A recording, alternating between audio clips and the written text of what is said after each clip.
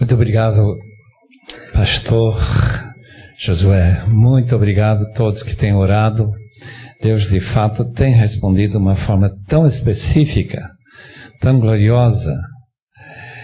Quando estive lá no quarto esta manhã, nem sabendo se deveria nem pensar em vir para cá, mas orando, outros orando, e Deus mostrou claramente que eu deveria vir.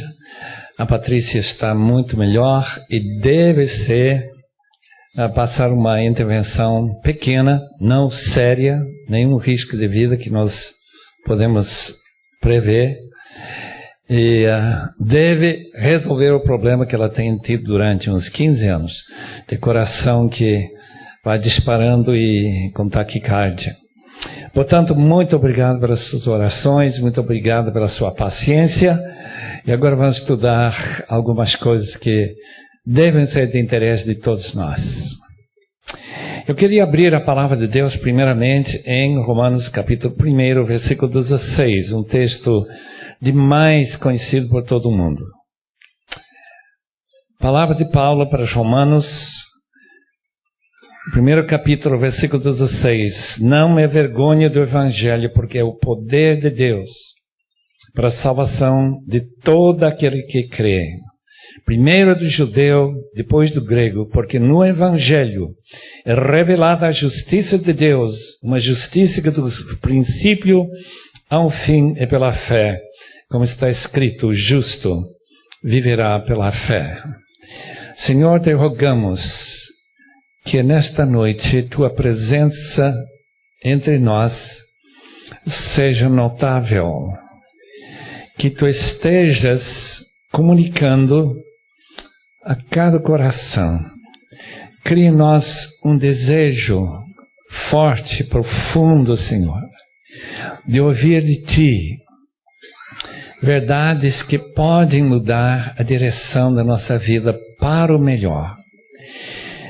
E para aquilo que está indo bem, segundo o teu desejo, Senhor, encorajamento para continuar e persistir. Rogamos, ó Deus, que teu trabalho neste país, que tem sido tão abençoado, possa continuar amadurecendo, tornando-se cada vez mais bíblico, Senhor, e mais cheia de tua graça, tua alegria e tua ansiedade para ver os perdidos ganhos por ti. Muito obrigado, Senhor, por todos que estão aqui, e agora com tua bênção, dependendo inteiramente de ti, Senhor, nós te agradecemos. Em nome de Jesus. Amém. Eu fiquei intrigado com este tema, mundo complexo e o evangelho nesse mundo. Porque, de fato, eu não sabia nem onde começar em pensar sobre a complexidade do mundo. O mundo tem uma infinidade de complexidades. A gente percebe em tantas áreas, tensões, problemas, perguntas, muitas delas que não serão respondidas nesta vida, mas certamente quando chegarmos a começar nossas pesquisas na escola graduada chamada Celestial. Tem uma boa biblioteca lá. Meu professor de Edimburgo, alguém perguntou como seria quando ele chegasse lá, outra pessoa respondeu, não ele. Ele era muito sério, Dr. John Bailey. E disse que ele chegou lá na Biblioteca Celestial, foi começar procurando os livros de Dr. Bailey e infelizmente não encontrou nenhum. E ele finalmente chegou a falar com o anjo, encarregado da biblioteca, disse, e os livros do Dr. Bailey? Esse famoso professor, escritor, presidente do Conselho Mundial da Igreja, não sei o que mais, disse, onde está procurando? Estou procurando na área de teologia, história da igreja, essas... Ah, não, está na ficção, é só procurar lá. Podem saber que Dr. Bailey não veio. A complexidade do nosso mundo, irmã, está concentrado para mim em por que mais gente não chega a Cristo. Jonathan Edwards, que era um firme crente no pós-milenismo, pensava que logo que a igreja enviasse missionários para todo o mundo, esse mundo rapidamente seria conquistado pelo Senhor Jesus. Não está na palavra de Deus que Ele vai reinar até Ele colocar todos os inimigos debaixo de seus pés? E não somente isso, o fato que o Evangelho, na mentalidade há 250 anos atrás, a mentalidade dessa gente era tão convincente. Como que alguém podia manter sua religião falsa diante da verdade que o Evangelho apresentava? Mas não tem acontecido. Durante anos e anos agora, mais ou menos mantendo o mesmo nível de porcentagem, 30% que daqueles que se chamam cristãos em relação ao resto do mundo. Claro, todo dia se convertem, quem sabe, 70 a 100 mil pessoas, cada dia. Mas nascem 350 mil crianças. Então, para manter essa porcentagem, muito tem que ser feito até Cristo voltar. Nesse mundo, pelo menos 2/3 creem que Deus existe. A maioria. Mas o problema é que é Deus.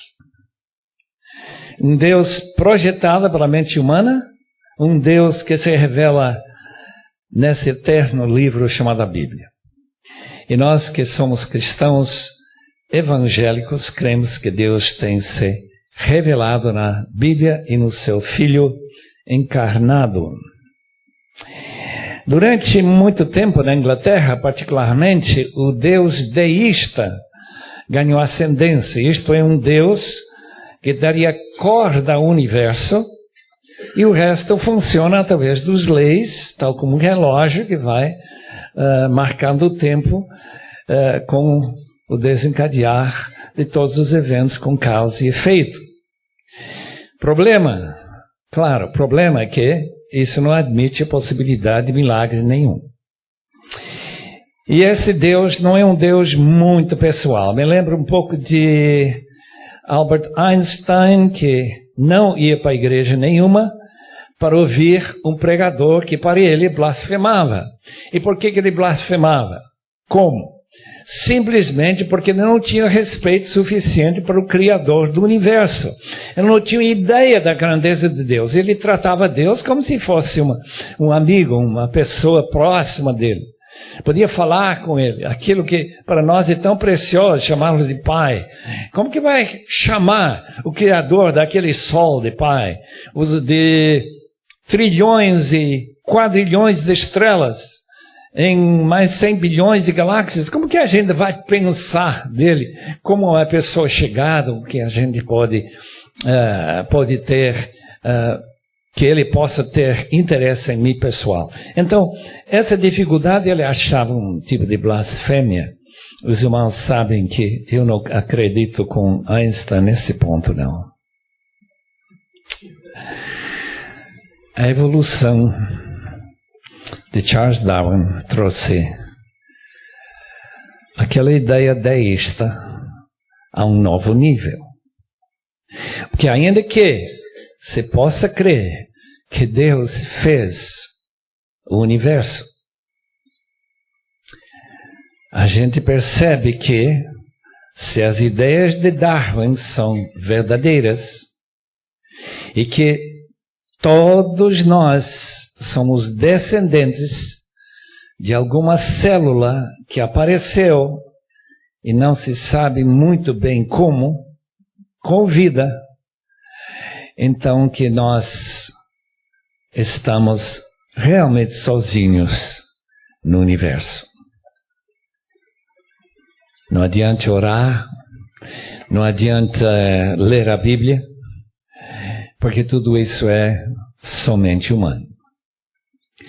Charles Darwin ficou muito preocupado com suas próprias ideias.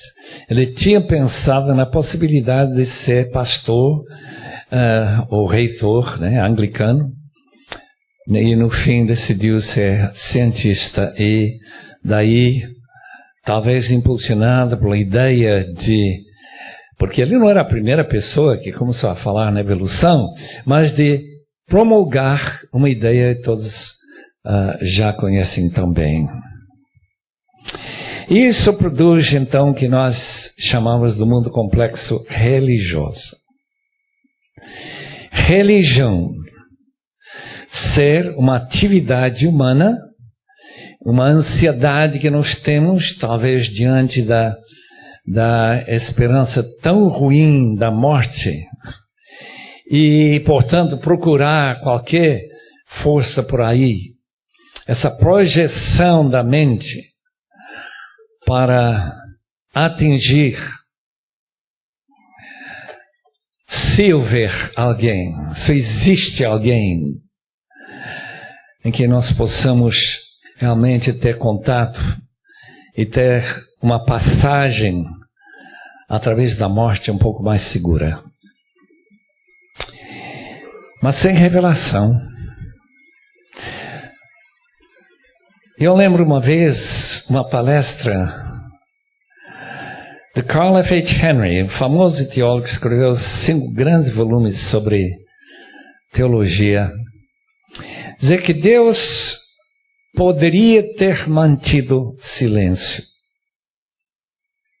Não manteve. Falou. E isso faz toda a diferença. Porque se Deus não tivesse falado, se não tivesse inspirado autores bíblicos, se nós estivéssemos aqui esta noite sem este livro, sem esta certeza que Deus tem falado, como Hebreus capítulo 1, versículo 1 diz, nós de fato somos como uma nave espacial perdido no espaço, depois de ter perder contato com aqueles que controlavam. Isso leva o mundo ao que nós chamamos de secularismo e humanismo.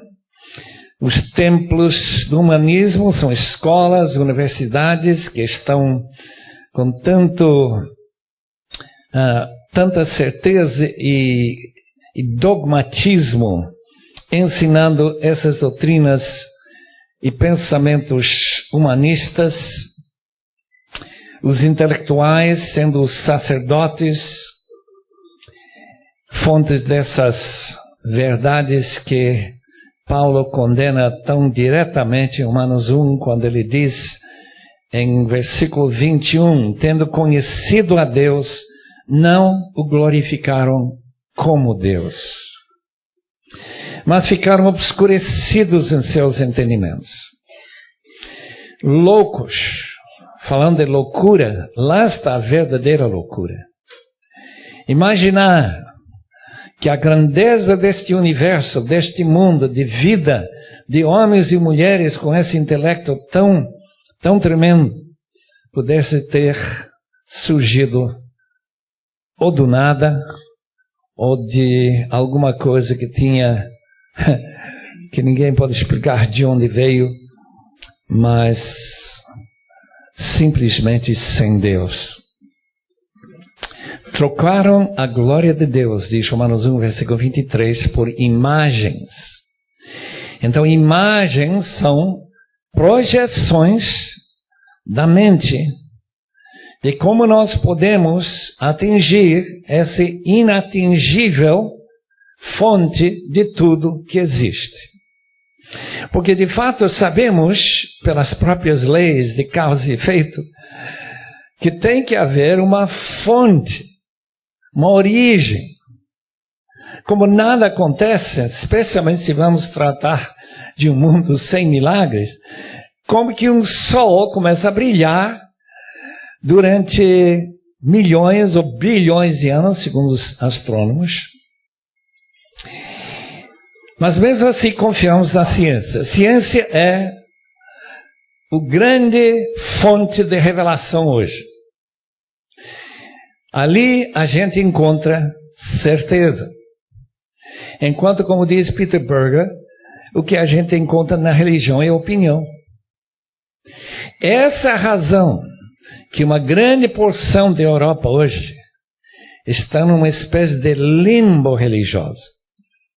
As igrejas estão aí, grandes templos caríssimos na sua época para construir, mas vazias. Eu mesmo tive um privilégio bem estranho de pregar pela última vez numa igreja enorme, deve ter custado talvez meio milhão de libras para construir, lá em Edimburgo. Ciência, fonte de verdade sobre as origens e controle de tudo. Psicologia, a realidade existencial analisada e cientificamente compreendida pela psicologia. A religião pertence à realidade das opiniões humanas.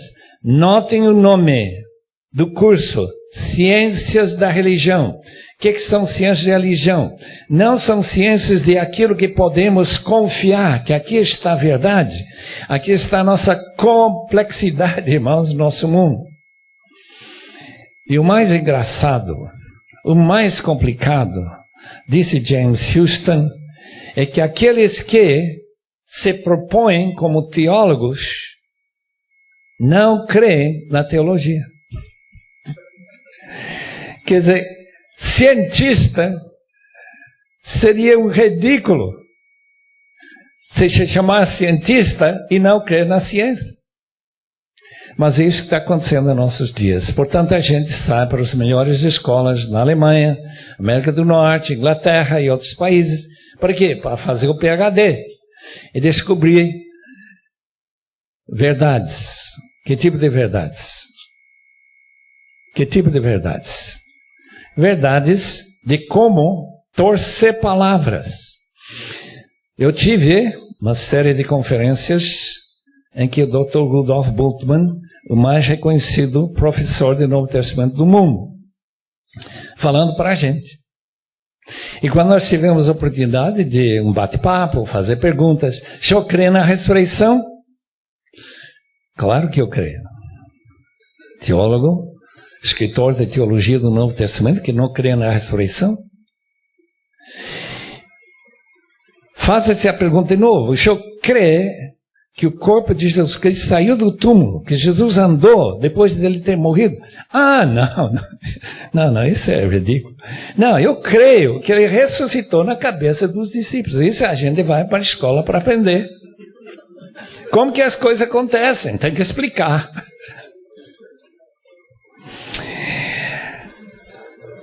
Número 2, fonte de significado.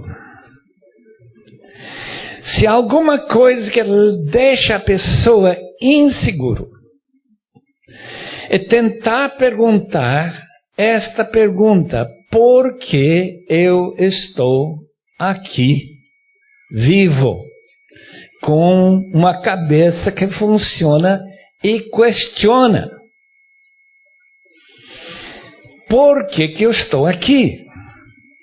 Que significado tem a minha chegada aqui no universo? Perguntas como esta, a Bíblia responde, nossa fé responde, o Evangelho responde. Mas a ciência, a psicologia, não pode responder. É como aquele cientista que projetou no futuro, quem sabe quantos anos no futuro, se dobra o conhecimento humano a cada 20 anos, vai chegar o dia em que não haverá mais nada para conhecer. Tudo será conhecido. Tudo cabalmente registrado e colocado nas bibliotecas grandes do mundo. Só que, disse este grande intelecto, há uma coisa que a gente não vai saber. Porque existe uma coisa sequer.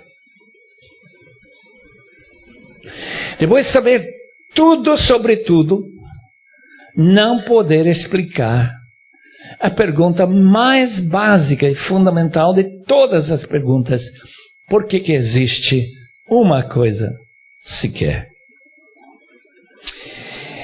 Fonte de solucionar os problemas de saúde, energia, alimentos, são os governos. Então nós cooperamos, nós contribuímos, taxas bem altas, para que o governo nos eduque, o governo nos cuide da nossa saúde, cuide de nossas estradas e essas coisas dessa natureza. Fonte de solucionar problemas mais existenciais é a religião. Temos religião para resolver o quê? O Abraham Maslow criou sua famosa pirâmide, em que aquela base, fundamento mais largo, é a fonte daquilo que é absolutamente necessário para todo mundo. Temos que ter alguma coisa para comer. Nossa fisiologia demanda. Nós não podemos sobreviver sem aquilo que mantém o corpo. Fisiológico. Depois a gente sobe para o segundo andar, que nós precisamos de segurança, especialmente São Paulo e certas partes do Rio. Mas todo mundo sabe disso. Que se não há segurança, se a qualquer hora alguém pode entrar com revólver, entrar na nossa casa uma vez e ameaçar, levar tudo que você tem, você se sente absolutamente vulnerável e começa a pensar como que eu vou me proteger. Os americanos estão gastando centenas de bilhões para saber como se proteger dos muçulmanos. Antes eram os comunistas. Número 3. Se tudo está resolvido, quando ficamos seguros, quando temos fonte de manter nossos corpos, passamos por terceiro nível, que é justamente a necessidade que toda pessoa precisa de pertencer a algum grupo. Maçonaria, raça, qualquer grupos raciais aqui no Brasil, religião, igreja, qualquer coisa com quanto a gente sente que pertence a uma família. O que a gente não aguenta, a não ser algumas pessoas muito estranhas que andam pelas estradas sozinhas. Não tem casa, não tem nada. Mas andam sós. Número 4. Precisamos de apoio, cooperação. Em quem eu posso confiar e cooperar para a gente andar juntos. CEPAL é um exemplo desse nível número 4. E finalmente, quando tudo está resolvido nesses outros níveis, quando eu estou bem apoiado, quando eu tenho tudo, disse o professor Maslow, a gente busca realização. Por causa do avanço rápido econômico do primeiro mundo, a autorrealização tem transformado este mundo complexo no mundo do eu. Self, em inglês. Não tem uma boa palavra que eu conheço em português para dizer self. É a geração da gente que importa que ele tenha um corpo, um físico bem cuidado, que ele tenha um bom salário, que ele tenha uma boa aparência, que ele tenha tudo bom, mas é ele. Ele é o máximo. Agora, o mundo está cheio de engenhos. Gente que não tem cabeça. Quem são eles? Crentes. Por quê? Porque eles creem no incrível. Eles creem em milagres. Eles creem em anjos. Nunca vi um anjo. Mas ainda mesmo assim eles creem em anjos. É realmente impressionante a ingenuidade de ser crente. Eles creem que uma pessoa saiu daquele túmulo. Eles creem que existe um céu. Existe o Cristo ressurreto. Algum lugar por aí. Eu lembro uma Bíblia que eu peguei quando estávamos tentando preparar a Bíblia Vida Nova. Que existe um lugar, um planeta, onde tem um trono, onde Deus está sentado. Jesus também está ali. De onde ele vai voltar. Os irmãos creem isso? Não, nós somos tão ingênuos assim, mas a gente tem muita pergunta nesta área. O mundo é complexo.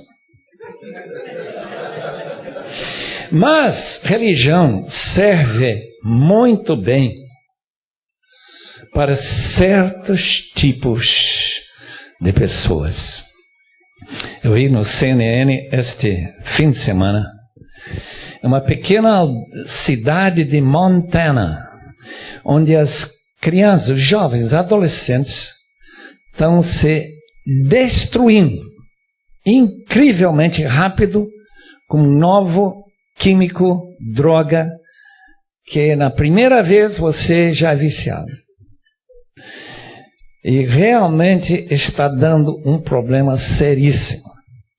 E eles mostraram o que me chamou a atenção, uma igreja, e disse que algumas pessoas encontram ajuda para transformar as vidas na igreja. Mas a gente percebe que isto é bem fora de normal. Não é coisa que a gente pode contar, que o Estado pode apoiar a igreja e realmente resolver problemas através dos crentes. Mas os crentes existem, graças a Deus, para ajudar drogados, alcoólatras, mendigos, refugiados, necessitados, crianças de rua e grandes pecadores. Isto é, pecadores que matam gente e que têm problema de consciência. Como que a gente vai resolver esse problema de consciência? Em tudo isso, queridos irmãos, a complexidade do nosso mundo, eu estou falando agora no mundo, mais daquele nível de universitários, aquele nível que tem educação, bom preparo, que raciocinam. Aquele mundo que não dá nenhuma atenção mais ao que nós chamamos de pecado. Especialmente como rebelião contra Deus. Karl Menninger, o mais famoso psiquiatra americano durante uma geração quase, de Topeka, em Kansas, escreveu um livro que eu achei o título realmente intrigante. Para onde foi o pecado? Porque a psicologia, lembra, a psicologia tem mais ou menos 100 anos. Antes disso, ninguém sabia de psicologia, a não ser homens como Davi, Jó, tanta outra gente. Mas para estudar, né? Estudar a personalidade da pessoa.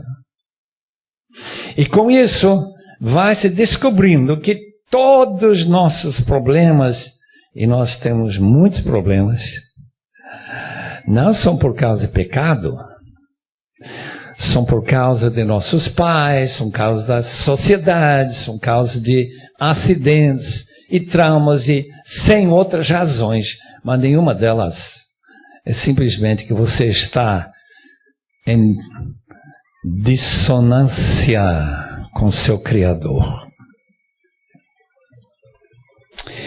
O cristianismo concorda que homens são culpados e merecem a ira por ter rebelado contra Deus.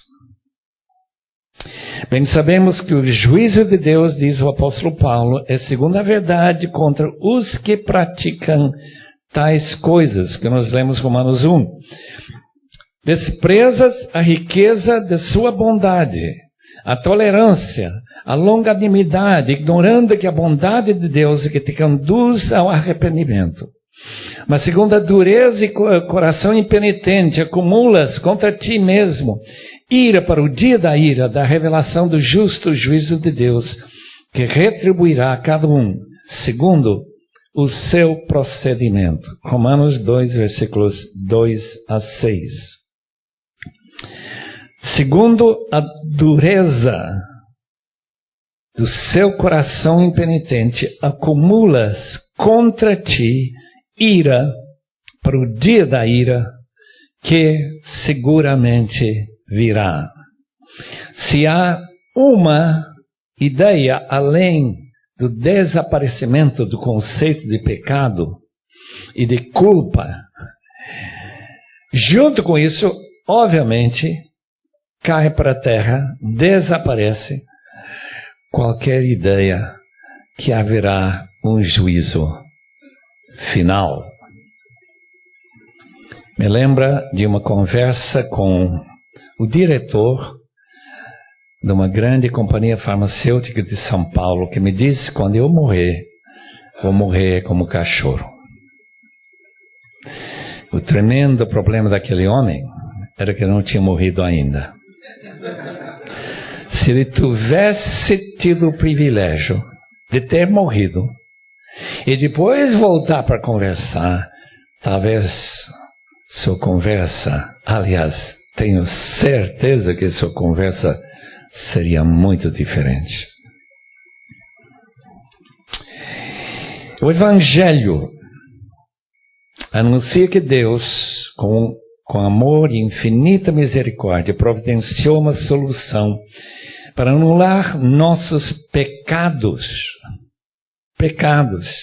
e nos cobrir com sua justiça, sem manchar, sem interferir, para modificar de alguma forma sua perfeita justiça.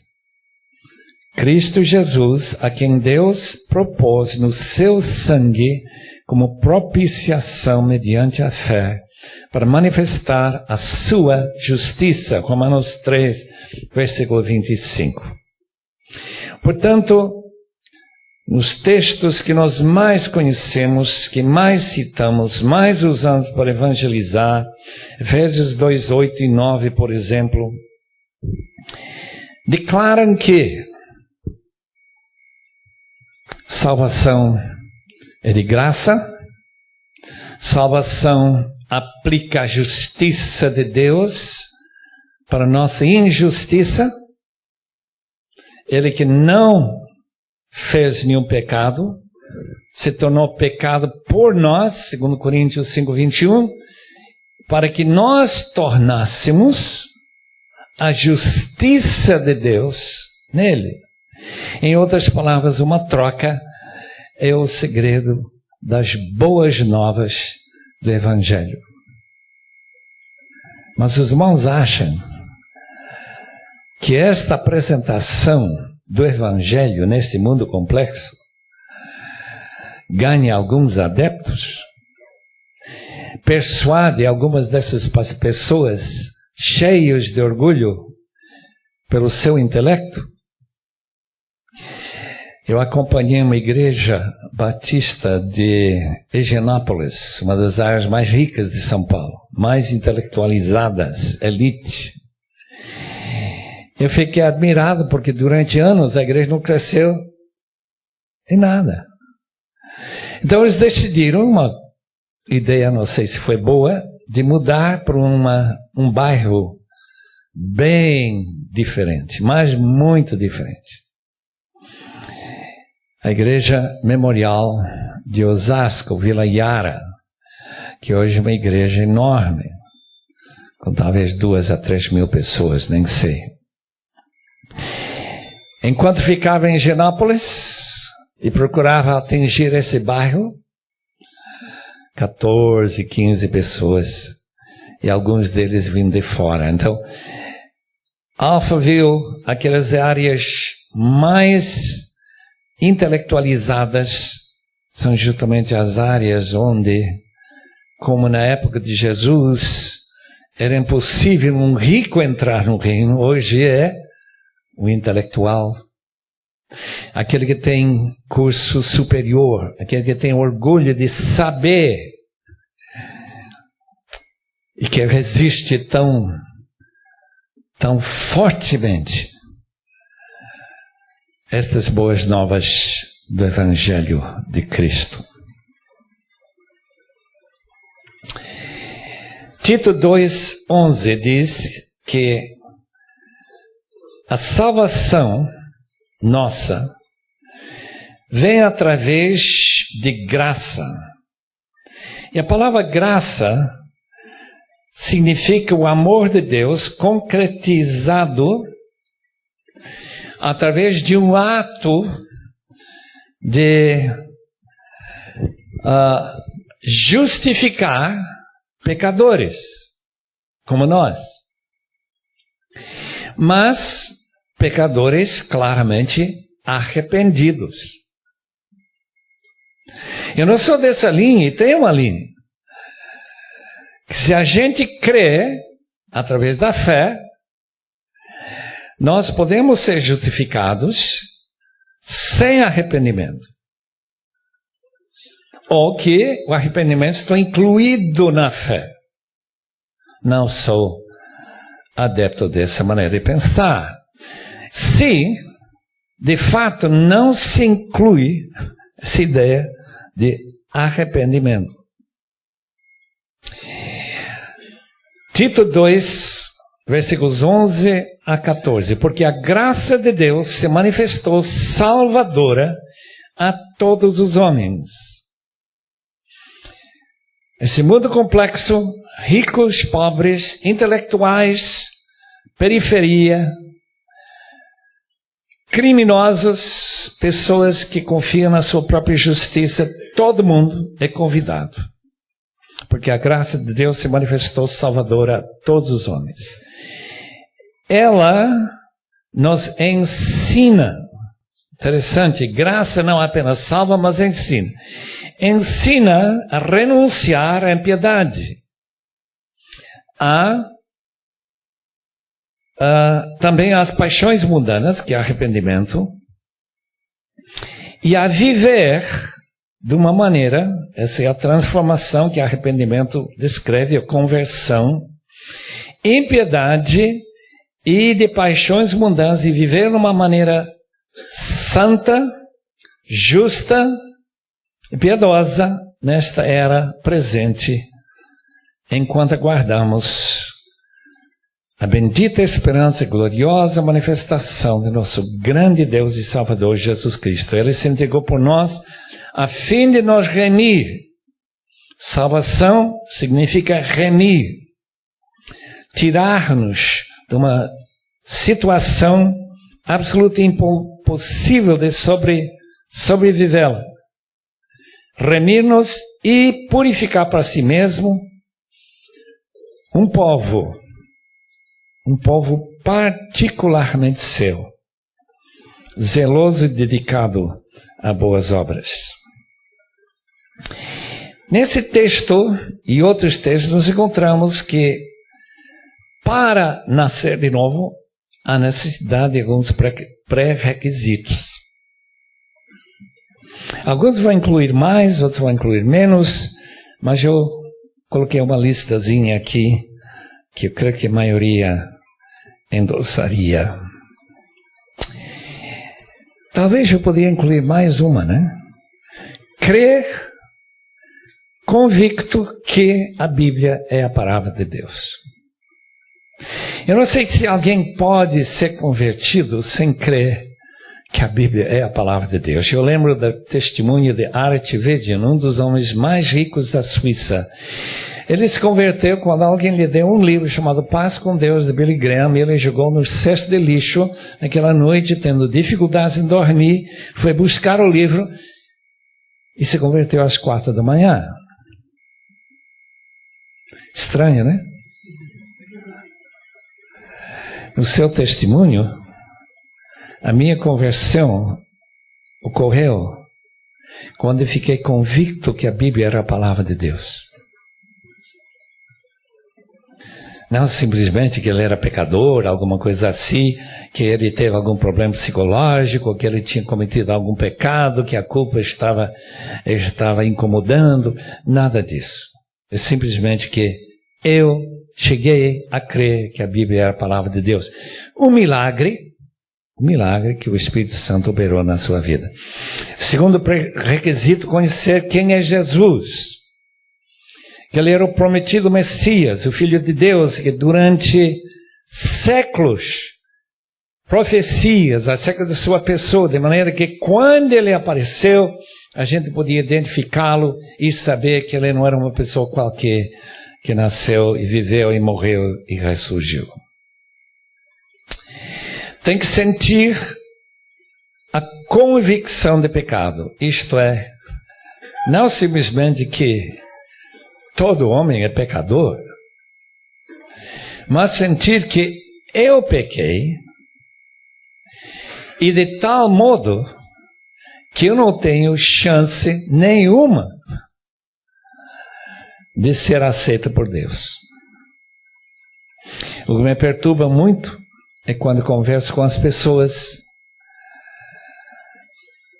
que não conhecem a Cristo, não querem mudar por uma razão, porque eles não se acham pecadores suficientemente culpados para precisar de se converter.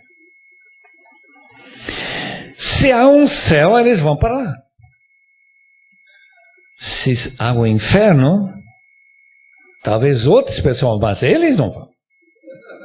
Quer dizer, aquela ideia que o catolicismo tem espalhado, não sei exatamente como, tão diferente da ideia dos puritanos, por exemplo,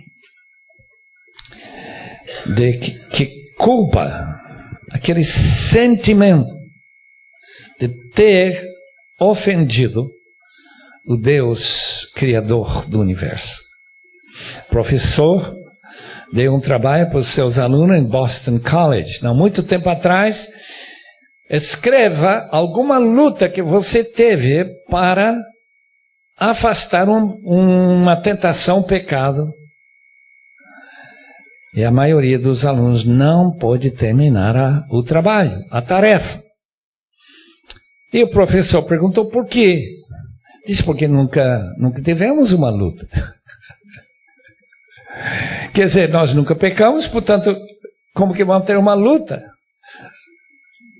Quer dizer, tudo que nós fazemos já é coisa boa. A maioria, pelo menos na Norte América, crê que todo mundo é mais ou menos bom, né?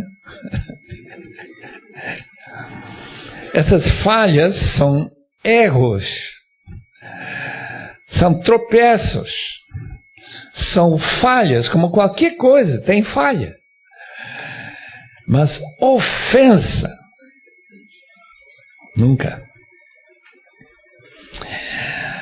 Disse um grande evangelista, o problema não é levar pessoas a Cristo, é levá-los a sentir convicção do seu pecado.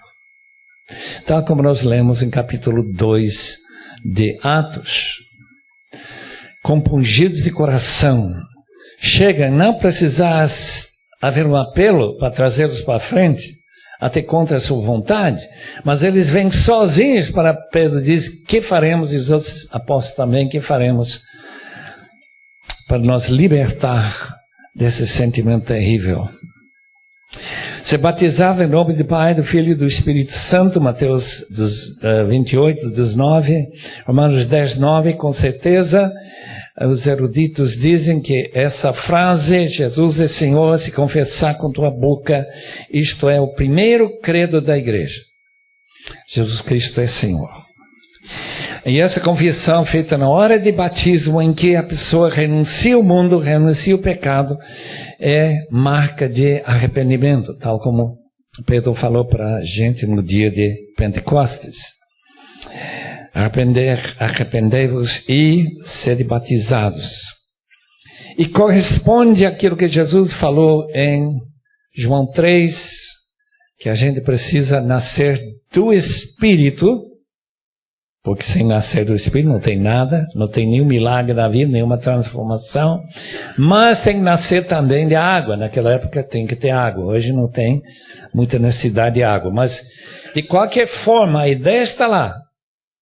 A ideia está lá, que você precisa marcar publicamente uma declaração que você crê que Jesus Cristo ressurgiu e que Ele é seu Senhor. Romanos 6, 4, outros textos também. Se todos pecaram em Adão, Romanos 5, 12, então fica claro que aqueles que saíram de Adão e passaram para entrar em Cristo foram inseridos em Cristo pelo Espírito, batizados pelo Espírito para dentro de Cristo.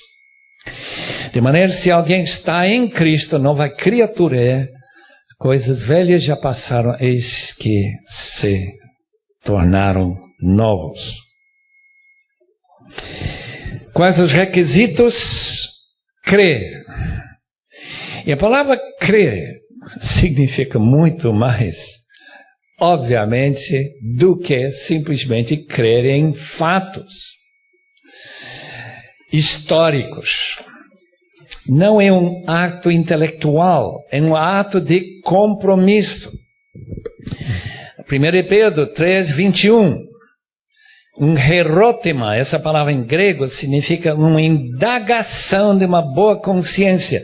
Eu estou tomando uma decisão da qual eu não vou me arrepender, ou reverter, ou voltar para trás. Nunca. É uma consciência clara e definida. Eu aceito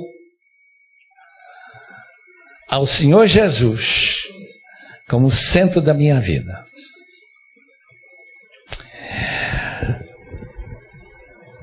Nascer do Espírito,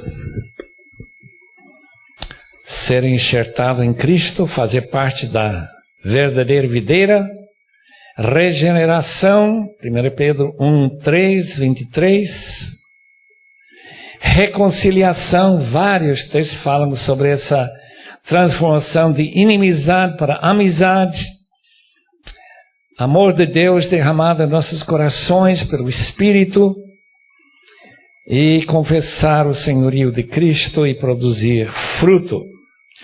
Se um ramo, estando em mim, não produz fruto, e Jesus não define aquele fruto como almas convertidas, mas de uma vida que tem, como o texto de Tito 2,14, que tem boas obras como fruto, qualquer que sejam, obras de amor, que você faz, por quê? Porque o Espírito está agindo em sua vida, a própria personalidade de Cristo.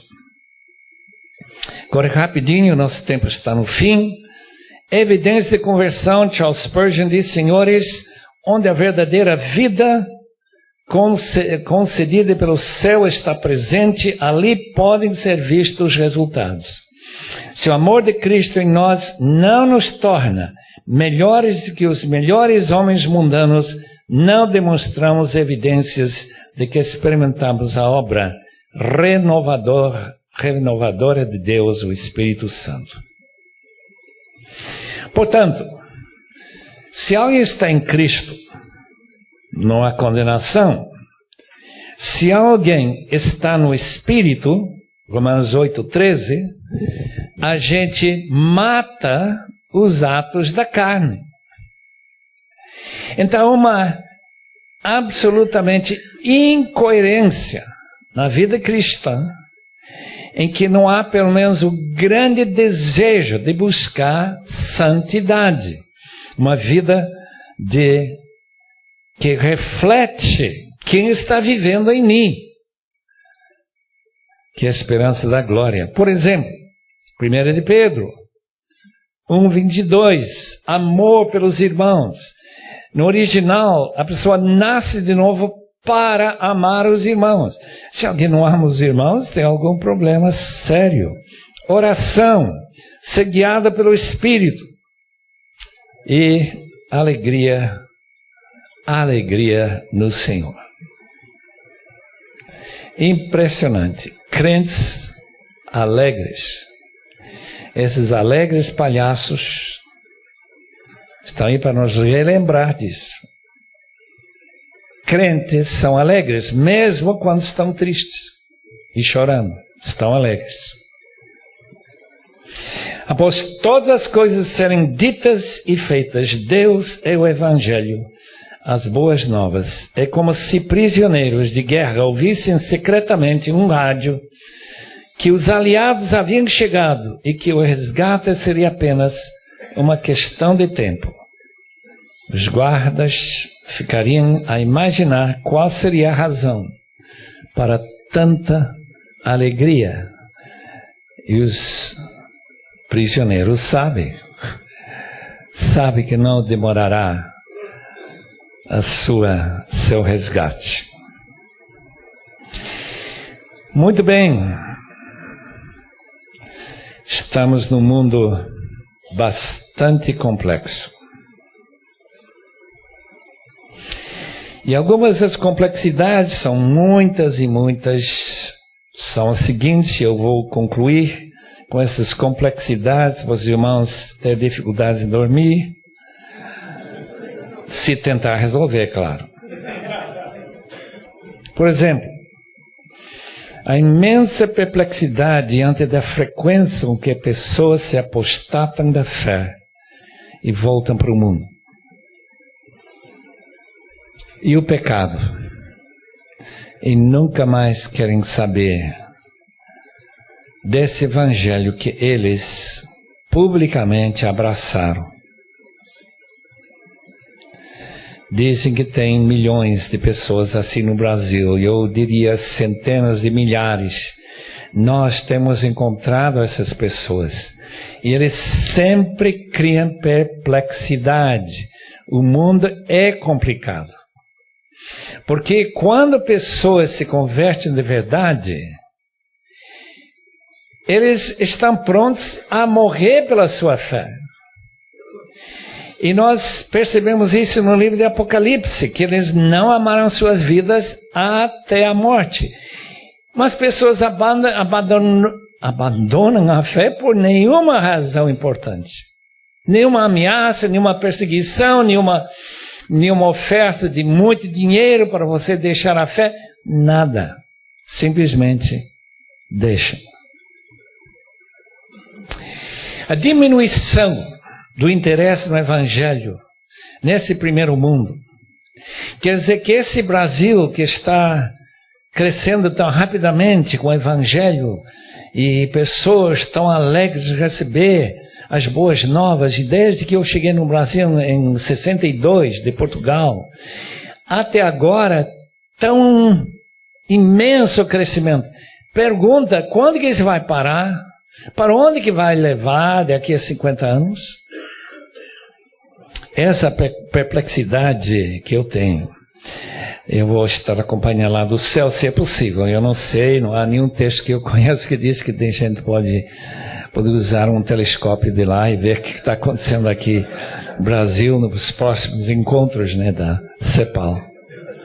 Complicado também a falta de preocupação com a integridade, de santidade que muitos membros da igreja demonstram. Muitos, não todos, graças a Deus.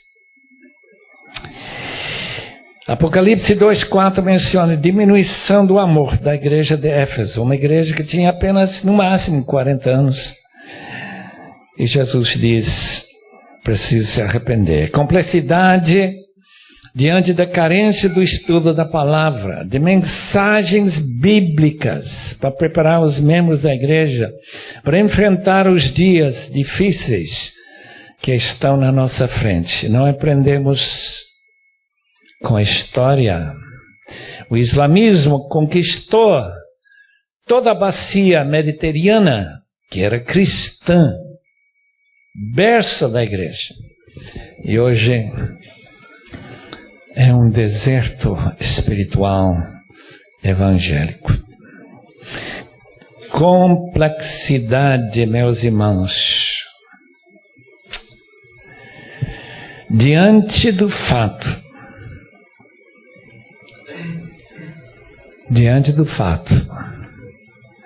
que Cristo não voltou ainda. E a melhor explicação, a igreja ficou acomodada. Mas isso já é uma outra mensagem, portanto vou encerrar aqui. Oh Deus, muito obrigado por ter reunido tantos irmãos de tantas diferentes localidades, tantas diferentes denominações e até, com certeza, de tantas tradições diferentes. Mas nossa oração, nossa petição a Ti, ó Deus, que as igrejas, as denominações, o povo aqui representado, possa ser ricamente abençoado, crescendo na graça, tornando-se cada vez mais um povo comprometido com santidade e compromisso com missões. Oh Deus, abençoa-nos nesta noite, ajuda-nos a refletir e repensar sobre tudo isso, em nome de Jesus. Amém, Senhor.